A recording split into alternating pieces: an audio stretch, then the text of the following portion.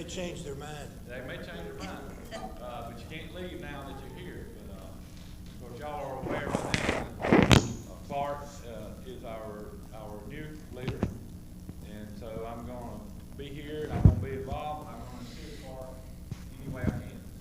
And so we're proud that Clark has been agreeable to that, and he wants to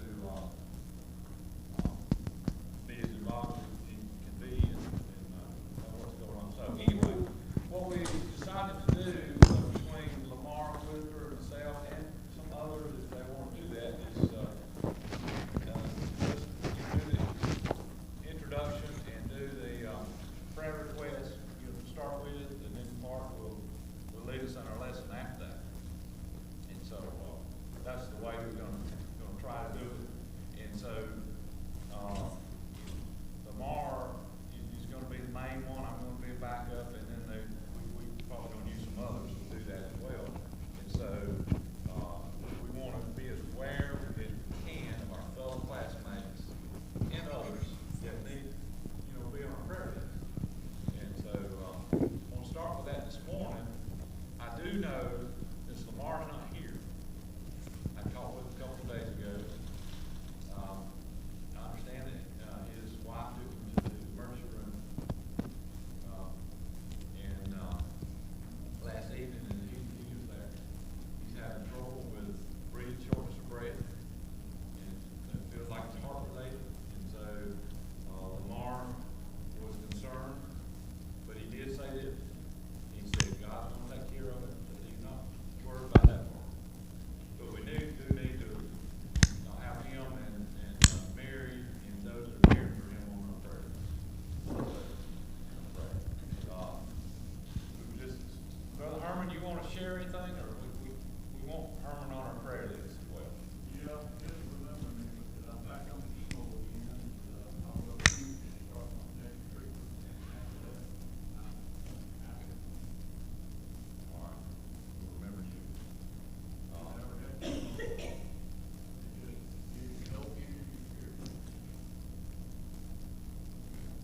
Thank you for sharing that. We'll remember you.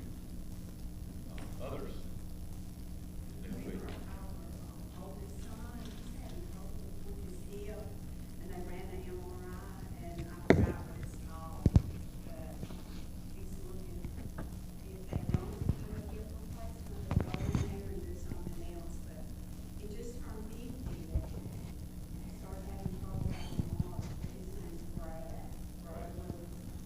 Where does Brad live? In Monroe. Okay. Works at the paper mill. Okay, all right, good.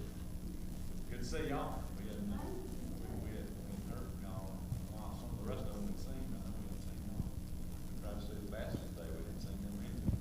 Glad to see y'all. Others?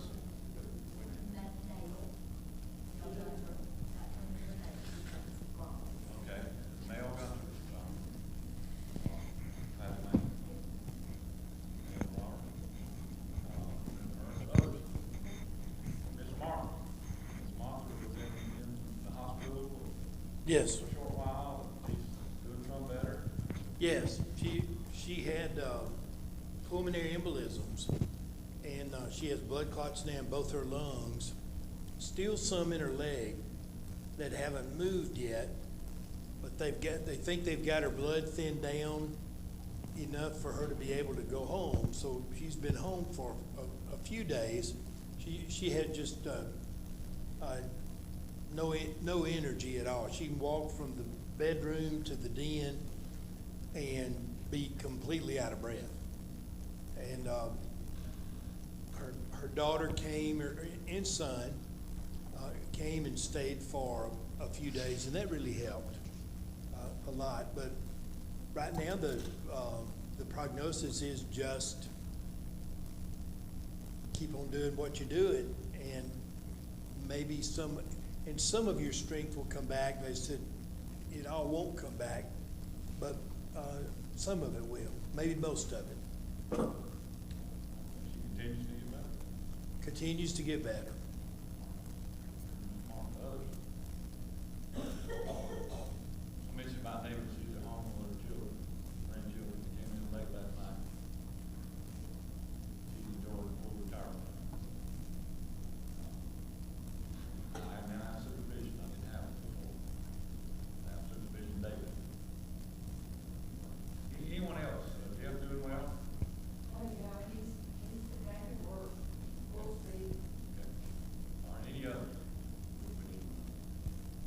sometime in the near future, Mark's got some ideas about our class organization, and we share that probably sometime in the future.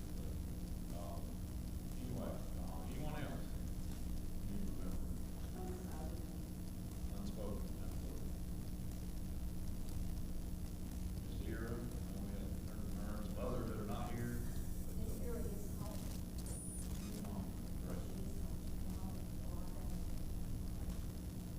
Any other? All right, I asked Don who would lead us this morning, so, Don?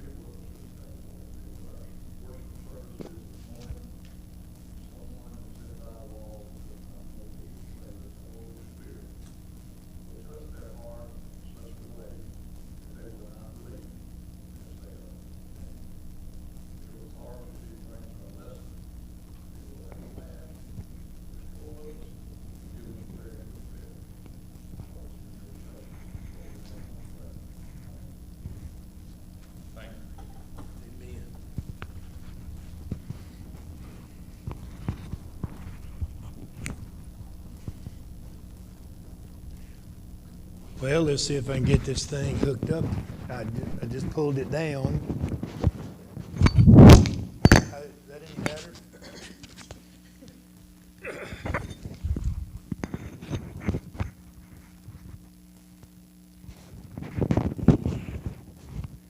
How's that? Now let's try the clicker doodle. Clicker doodle, microphone. I'm gonna leave the coffee for the time being. Good morning. It's good to see you. I'm glad you came today. I didn't know if anybody'd come, but I knew I had to be here. And Don wore his mask. The rest of you didn't. No, Gary did. Gary wore his mask. You got your mask. I have 3 masks in the truck. Well, that's good. You don't have to wear them. We have social distancing that we are practicing right now. So I don't want to be caught streaming out into the world saying you don't need to wear your mask.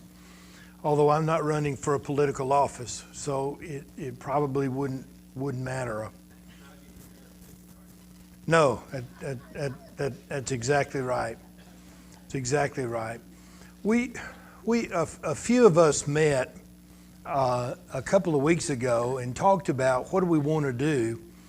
And with the coming of the new year, what are some things we liked about our class, and what are some things that we might want to improve on if we had the opportunity to do it?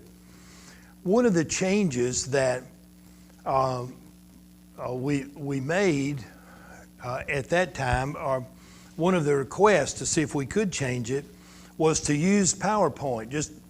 I did the Sunday school lesson a few times on YouTube, and I used PowerPoint. And so one of the question marks was, well, can we do that in Sunday school the whole time? Well, we're going to find out today if I can or not. If I drop the microphone with PowerPoint, I may just stumble and fall completely down. Which is never nice to do in front of a group. But we'll just wait and see how that goes, and you can give me your feedback on that. We also talked about the configuration of the classroom. I'm kind of missing our tables a little bit. It's always nice to have something to put your stuff on. With the stuff, I mean, I know ladies are thinking purses, guys are thinking coffee cups. But we'll have to just wait and see how that goes. But in the interim time, does this work okay? And there's enough chairs in here for us to practice social distancing. We didn't have any idea how many folks would show up today, but I did note no matter how many folks did show up, nobody was going to be sitting on the front row, and I did know that. And sure enough, we're going to put 4 chairs up there for all the difference that it made. But you're kind of all spread out there, and that's pretty good. If you get, that's exactly right. Yeah, the velvet on the front row pew never gets worn down at all. It stays new forever.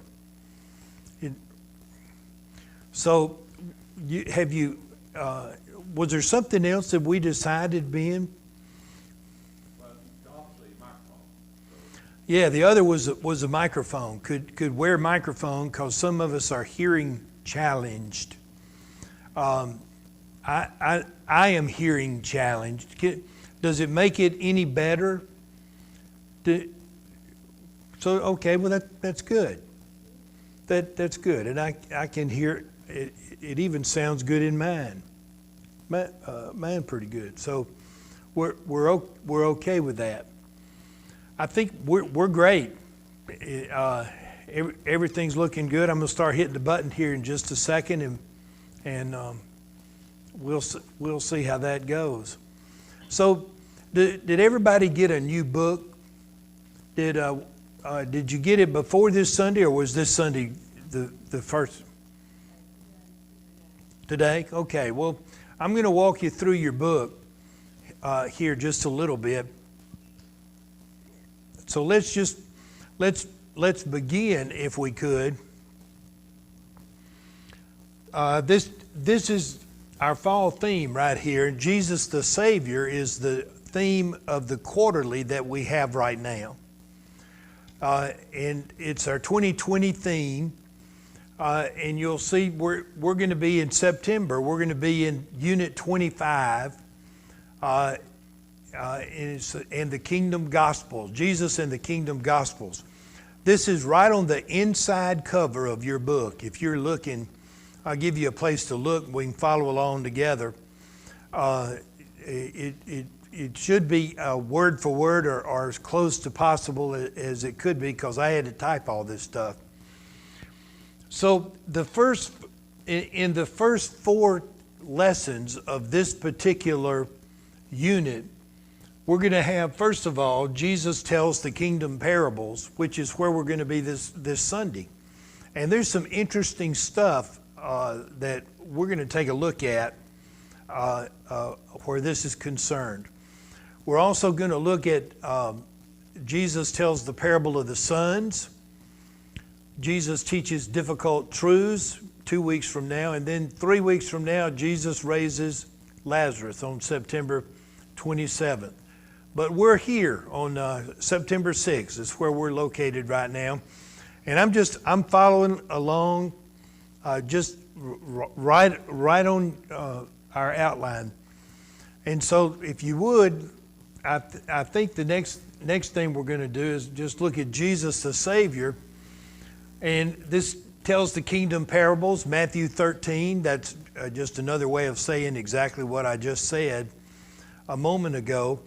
But you're going to probably turn a page on page 11 in your book, I think. It's the session in one sentence right there. And let's just see what it says. It says, Jesus used parables to teach what the kingdom of heaven will be like while we wait for Christ's return and for his full reign in the world. That's a whole lot of stuff there together. It almost sounds like gobbledygook. Just a lot of word cabbage.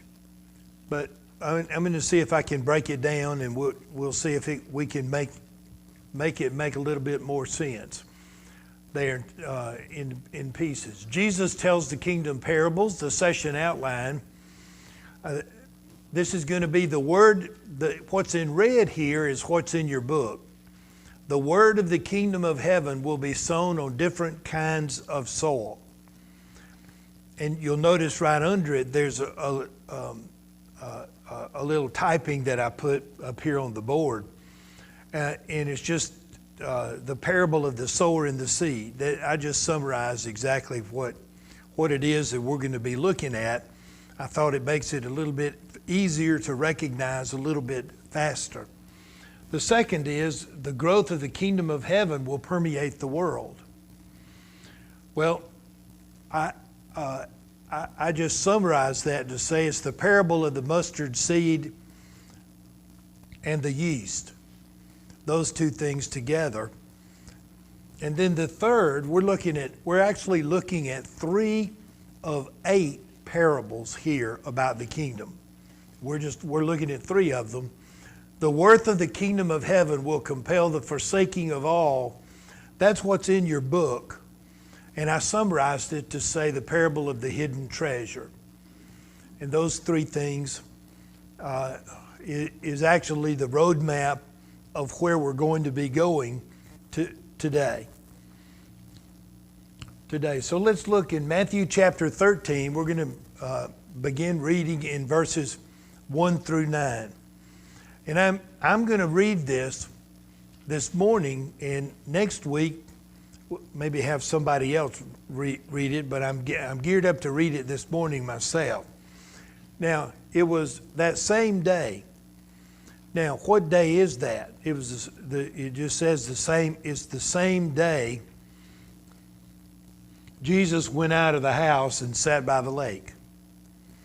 So what day is that? It's the day that a whole bunch of other stuff was happening. Well, what was the other stuff that was happening? Well, if you look in chapter 12, it kind of gives you a pretty good idea of what was happening. One of the things that was happening was his family had come to get him. I guess they thought that he had just flipped his lid completely and didn't know what to do with him.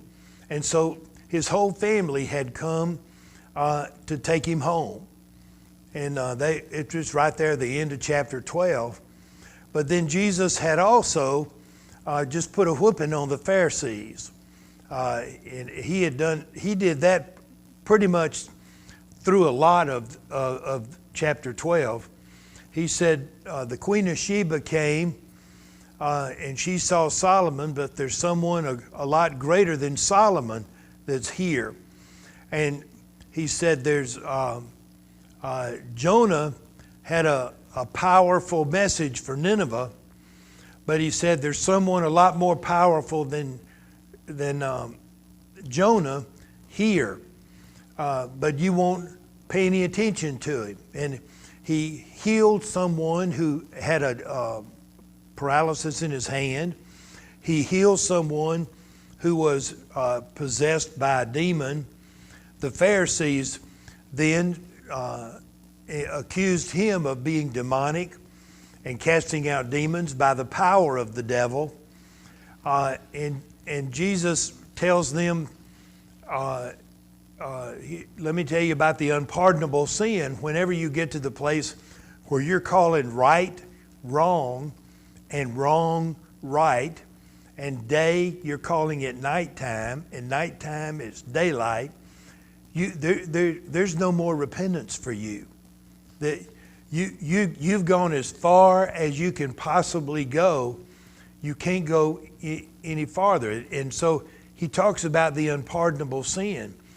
And so it's a full day. There's a whole lot of things that are happening there in chapter 12, and it's told in a full day. And then in chapter 13, it changes. The tone changes. The message changes. The relationship changes. Everything changes. And all of a sudden now we have Jesus. On that same day, he went out of the house and sat by the lake. But now, here, and let's just look at what happened next. These are two verses. You almost think to yourself, the first two verses, other than just geographical perspective, it really doesn't tell you anything, these first two verses, but it says such large crowds had gathered around him while he got into the boat and sat in it, while all the other people stood on the shore. And then he told them many things in parables, saying, a farmer went out to sow his seed. And as he scattered the seed, some fell along the path, and the birds came and ate it up. Some fell on rocky places where it did not have much soil. It sprang up quickly because the soil was shallow. But when the sun came up, the plants were scorched and they withered because they had no root. Other seed fell among the thorns, which grew up and choked the plants. Still other seed fell on good soil, where it produced a crop 160 or 130 times that was shown. And then verse 9. Here's an admonition. You think to yourself, if every verse in the Bible is important, what does that verse mean right there? Because it seems to be saying something like, pay attention to what I'm saying to you. And to some degree, that's exactly what he is saying at this particular moment. He who has ears, let him hear. Let me tell you, we've got 8 parables here. We're only going to look at 3 of these. They're all about the kingdom, and the multitudes that he's talking about right here, where he got into the boat and moved off a little ways. The multitude which crowded him into the water didn't understand a single one of them. Jesus shared these parables and did not tell them what they meant. And let me tell you, a parable without an explanation is a riddle. It doesn't make any sense. So in verses 9, 10, and 11, the disciples actually come to Jesus and they say, why are you talking to them in parables? And Jesus said, it's not for them to know the mysteries, it's for you to know the mysteries. And I'm going to explain it to you what these things mean. I'm not going to explain it to them. So the multitude, they're crowding him into the water. The rejection had already taken place for Jesus. In fact, from this point on, Jesus deals with the crowds in a different fashion than he did before chapter 13.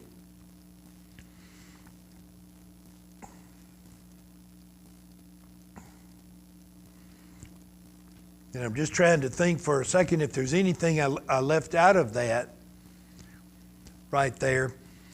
He did not bother to explain. He starts talking in parables, and the multitude can no longer understand. What they've done is they've watched him, they have enjoyed his words, they have received his works, but they have separated it from the tree. So you have the words, you have the fruit, you have the results, you have the miracles, but they separated it from the fact that Jesus is the Messiah. So they've got a broken picture here that doesn't make any sense to them at all. They don't see a Messiah that's coming at this point, but they have enough curiosity about Jesus that there's still big crowds coming. He was the most interesting person in the world at this time. And crowds followed him wherever he went. They looked for him.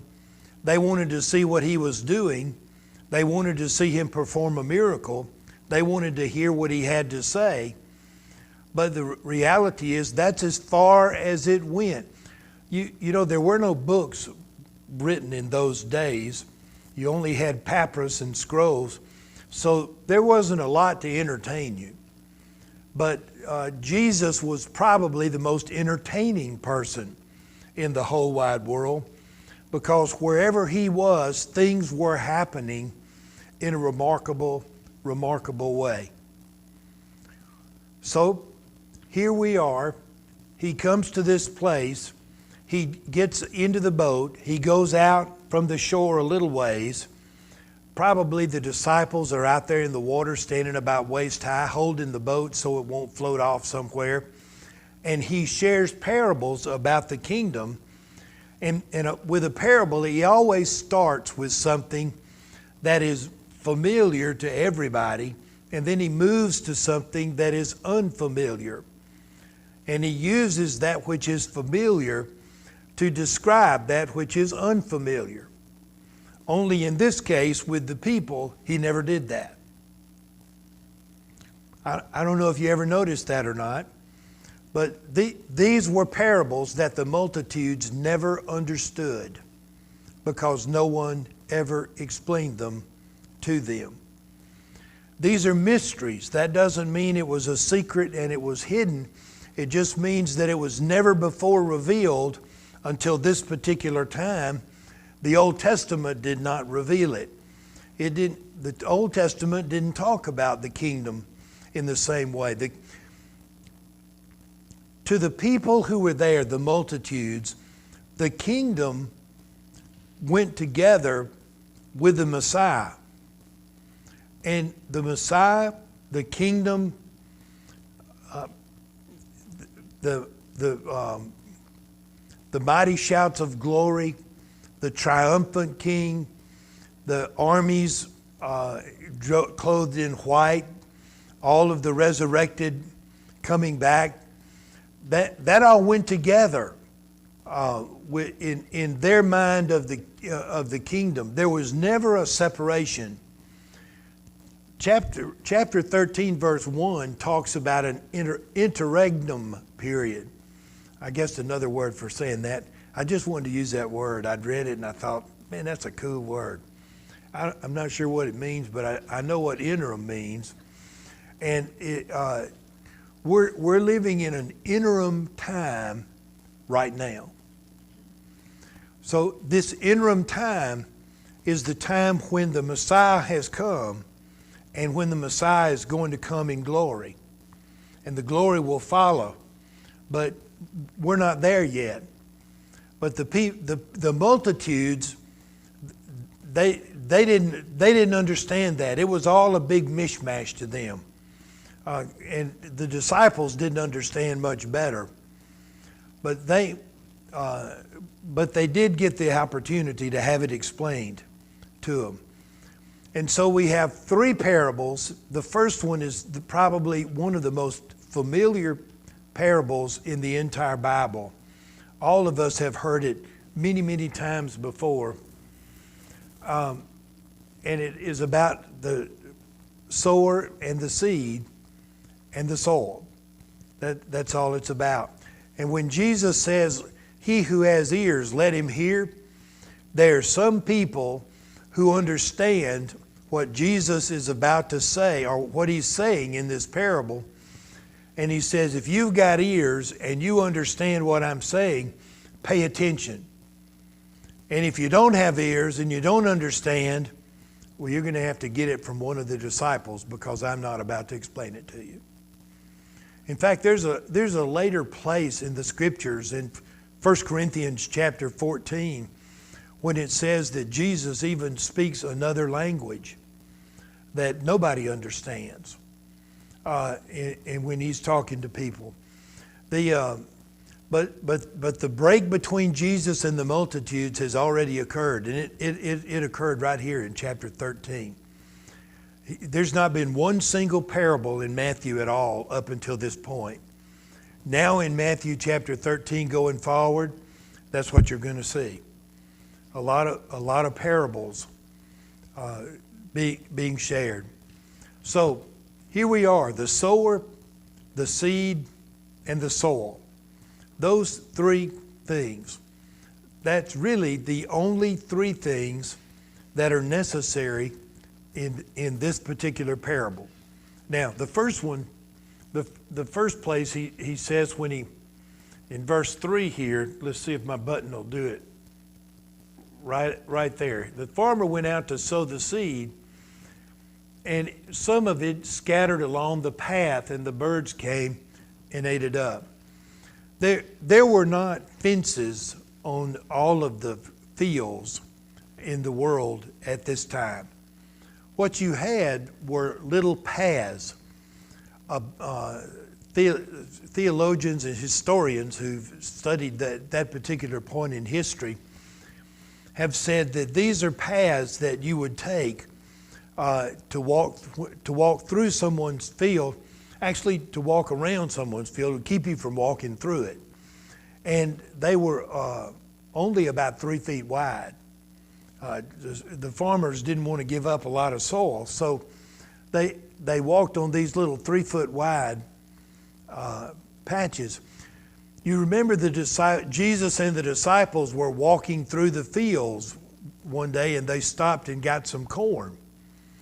That's what they were walking on those paths that I'm talking about. And they were packed down hard, because that's the way everybody went. If you wanted to go to Jerusalem from some far out place, you ultimately ended up walking through these paths to keep from walking through someone's fields. So, and when the seeds fell out on the ground, the birds came and ate it up. It didn't have the ability to be able to penetrate the ground.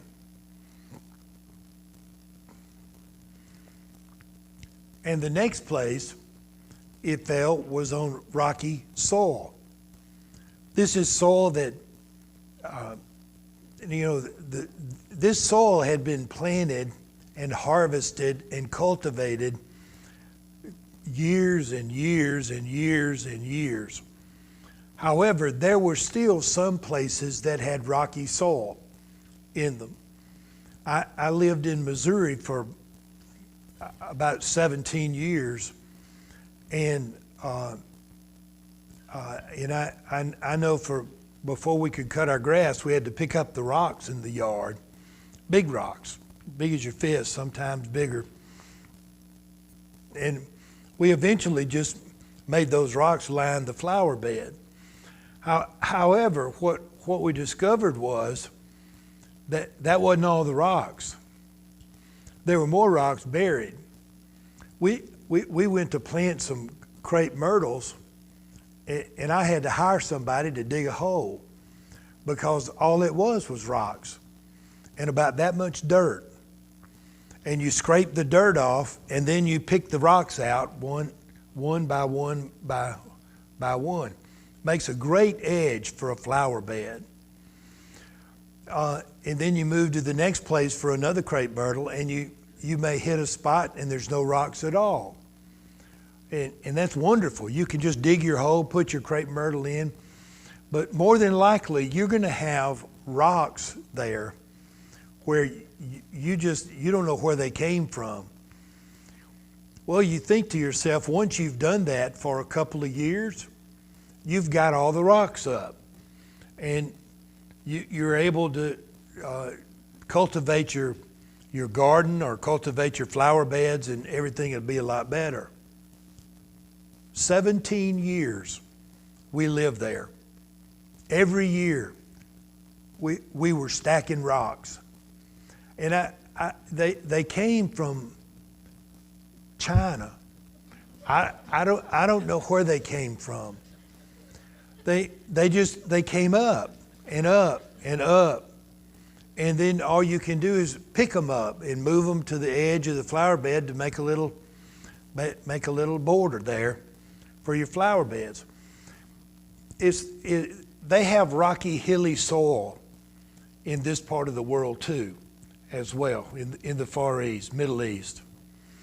And so there were some places that looked good. And I could show you photographs of our yard after it greened up. It just is beautiful, like a dark green carpet. But only you and I would know that thing is full of rocks. And if you were to run out there and fall down, you might bust your head on a rock.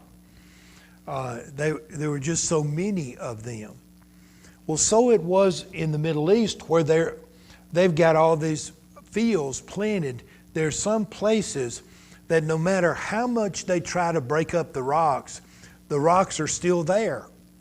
And you dig them up, and you make a little fence, and you dig them up again, and you make a higher fence, and you dig them up again, and you make a longer fence.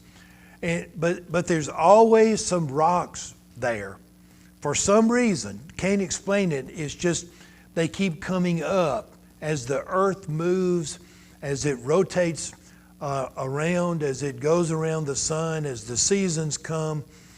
For some reason, the rocks just seem to travel upward and upward and upward. So when they're plowing, they're hitting those rocks, but sometimes they don't necessarily hit the rocks because the rocks are just below where the plow goes. And remember, they don't have big cultivators. It's a one-man crew, what they're doing, so you can't get as deep maybe as you'd be able to do today. So what happens is seed falls on these rocks. Looks like good soil because there's a little bit of good soil on it. But what happens is the seeds take root, germinate, sprout up, and look real good for a short period of time. But the roots can't penetrate the rocks. And so the seeds and the plants are doomed not to be able to go any farther than just an initial sprout. And of course, this has to do, you can imagine, with folks who have made a profession for Christ, who have received the word with joy, have been excited, maybe I should say received the whole idea with joy. And yet their roots have not taken place. They've not been able to get a root, and so the sun comes up and it just withers and it blows away. I heard a story this week of in one particular church, they had a pornographer made a profession of faith, conversion experience to the Lord Jesus Christ, and immediately turned loose of everything that he had been doing. However, when that's what you've been doing, you don't really have a good resume to get another job. And so what happened was he couldn't find work doing anything else. And so it was just a matter of time before he was back in the world of pornography, doing what he had always done before. The seed had rooted, but it was a shallow root. And when the sun came out and shined down hard on it, the plant withered and died. It couldn't take the light and the heat. That's two. The third was among thorns. Other seed fell among thorns, which grew up and choked the plants.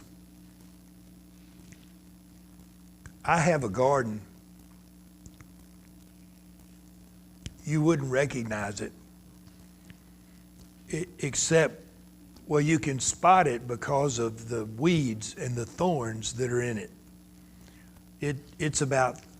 They're about 4 feet tall. And the way it started, I plowed up the ground.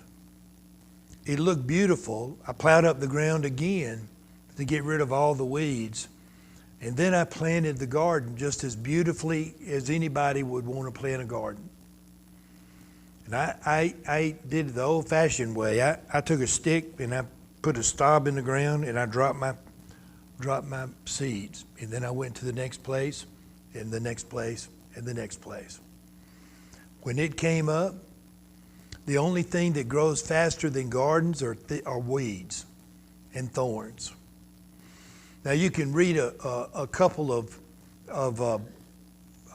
parables past this, and it'll talk about how in one particular field some enemies came and sowed weeds with the produce, and the servants said, "Well, we're just going to dig it all up and dig up all the weeds," and the master said, "No, we're just going to grow it all, and when the produce is ready to be harvested, we're going to separate it then, and we're going to pull the weeds up and put them in one pile, and we're going to take the produce and put it in another pile, and we're going to burn the weeds." And certainly that has the same spiritual connotation because of its relationship to the kingdom. And then there's the soil that produces 100-fold, 60-fold, or 30-fold. I did get that right. And that's where the real growth in the field of the garden really takes place. Let's look at this. A parable without an explanation is a riddle. Chapter 13 is a big turning point for the ministry of Jesus. The multitudes do not understand these parables, nor were they ever explained to the multitudes. It is not the skill of the sower that makes the difference. It's the condition of the soil. The soil is the only variable. Who is the sower? Well, initially we would say that Jesus is the sower. He's the one that goes out and he sows the seed. But then, is it not also true that there was a point in time that the disciples became the sowers as well? And they went out and sowed the seeds. Well, now would it not be true that today, when the church would be the sower. And the members of the church would go out and sow the seeds as well. The more you sow, the greater the likelihood you'll hit good soil. Have you ever thought to yourself, I don't mind sharing Christ, but there's no good soil here where I happen to be? Well, just as a pornographer tried to have Jesus in his life, but also tried to have his old life back at the same time because he couldn't stand the light and the heat, you can have joy without conversion. You can have tears without sorrow. You can have sorrow without regret. And you can have regret without conversion. And there are folks who have had a great number of regrets, but no conversion. No conversion. They landed in the thorny patch. They landed on the hard surface. They landed in the rocky soil. But at the same time, nobody's conversion is more or less likely than anybody else's. If Jesus intends to save somebody, he can save them. He can save them no matter what. And it's God who grows the seed regardless of the type of soil. Leave the quality of the soil up to God. And there we go.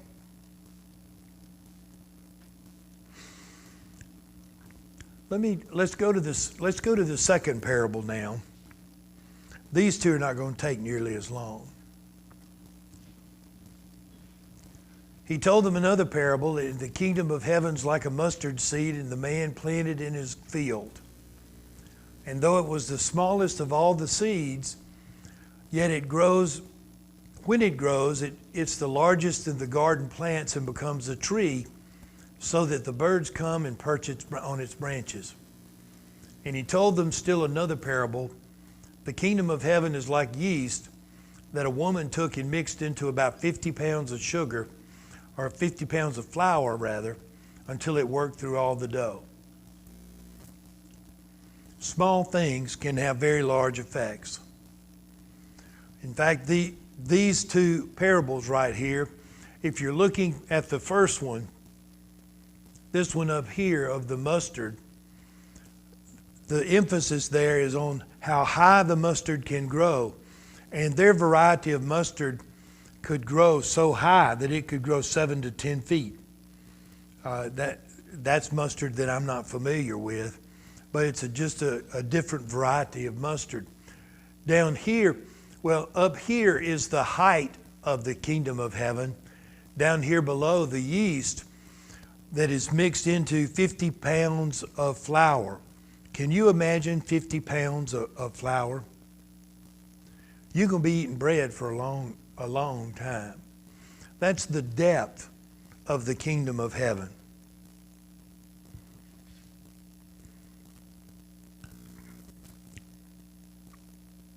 And we'll just look here. 8 notes, 26 letters, all of the music in the world, the greatest symphonies, every hymn in the hymn book, everything is based on 8 notes. Every speech, every sermon that's ever been preached, every conversation that's ever been had is based on 26 letters in the alphabet. I guess however many vowels we have, A, E, I, O, and U. There's no more, no less, but it's in the way that those are put together. And so what happened, the kingdom of heaven, I'm going to skip Lord Kelvin. The kingdom started very small, it ends up very large. the ministry of Jesus didn't look like much to begin with. It was pretty small.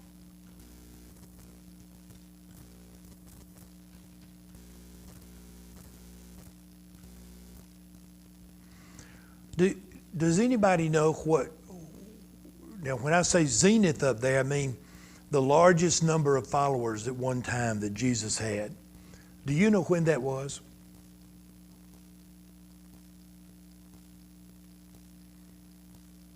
We know at the cross, everybody forsook him. But there was a time when the earthly ministry of Jesus reached its zenith.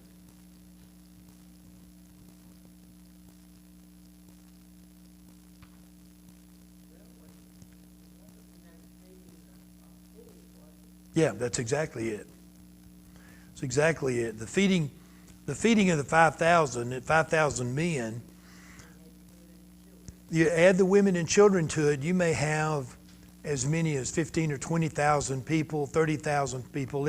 Whatever it is, it's an overwhelming number. And then Jesus sent the people away. The next day, they found him. He crossed the Sea of Galilee, and they followed him and found him. And they said, you provided us a meal. That was wonderful. What's for breakfast? That's what they said was Moses fed the children of Israel for 40 years. You know, we're hungry right now. And Jesus said, I'm the bread of life. And the disciples who were there following him said, that's a hard saying. Who can hear this? And so many of them fled and left and just had nothing to do with Jesus anymore. That was when the largest crowd was. But the description here is the smallest crowd. The smallest crowd is the kingdom of heaven, which starts out as a mustard seed or as a yeast. If you've got your book, there's a fill in the blanks section. And this is a place to fill it in.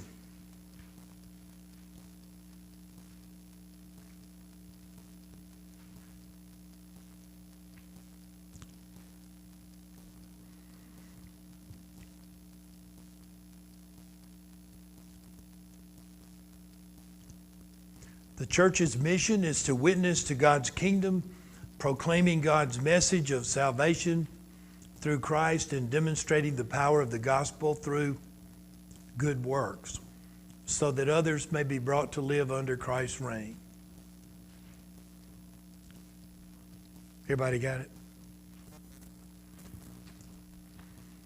Here's the last one, just real small. The kingdom of heaven is like a treasure hidden in a field.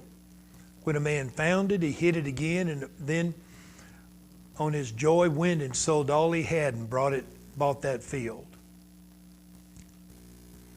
Again, the kingdom of heaven is like a merchant looking for fine pearls.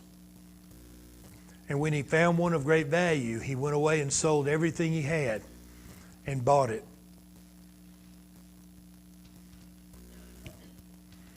It's the most precious possession we could ever possess. And each one of us, and let me just leave you with this right here today. Each one of us have that possession within us as being a child of God. Let me ask you this. The faith that you have in the Lord Jesus Christ is something that you're aware of and you're conscious of more or less all the time. It's always there. Do you have it, or does it have you?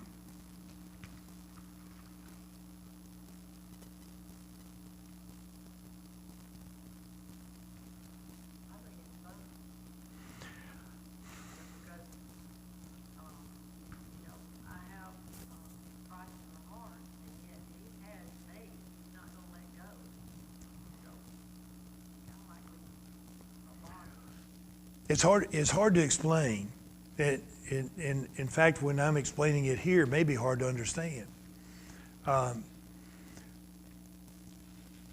the answer is yes. There is an element in which it's both. But there is a sense in which what you have on the inside, you can't turn loose of. What you've got, it's got you, and you can't give it away. Let's imagine for a moment that you had a child that is not a Christian, and your child said, well, I believe we could have a better relationship if you would just give up your faith in Jesus Christ.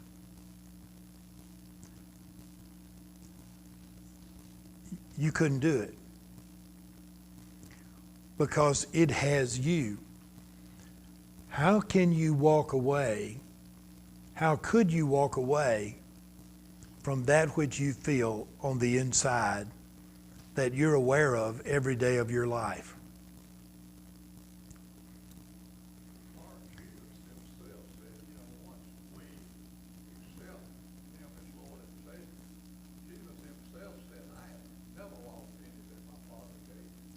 That's right.